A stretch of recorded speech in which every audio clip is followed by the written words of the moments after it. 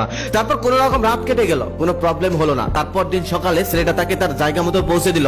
মেয়েটা বাড়ি যাওয়ার পর তার বাবা তাকে জিজ্ঞেস করলো, তুমি সারা রাত কোথায় ছিলে? তখন মেয়েটা তার বাবার কাছে সমস্ত ঘটনা খুলে বলল।